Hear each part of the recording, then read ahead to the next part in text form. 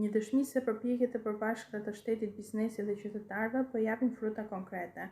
Në një perspektivë afatgjate dhe të vërtetë, por Shqipërinë do të jetë të ruaj këtë trend pozitiv dhe të kthejë atë në rritje të qëndrueshme dhe ekonomike. Kjo kërkon investime të vazhdueshme në inovacion, arsim, bujqësi moderne dhe energji të rinovueshme, vetëm përmes një qasje gjithëpërfshirëse ku çdo qytetar ka mundësi të barabartë për të kontribuar dhe të përfituar, mund të ndërtohet një treg pune i fortë dhe rezistent ndaj krizave globale.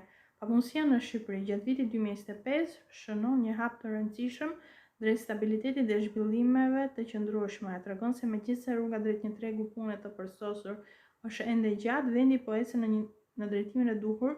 Shifrat janë vetëm një pjesë e historisë, pjesa tjetër, ajo më e rëndësishme, është përpjekja e çdo qytetari për të gjetur dhe ruajtur vendin e tij në shoqëri, duke kontribuar në ndërtimin e një shoqërie më të drejtë dhe më të aftë dhe më të begatë për brezat që vijnë.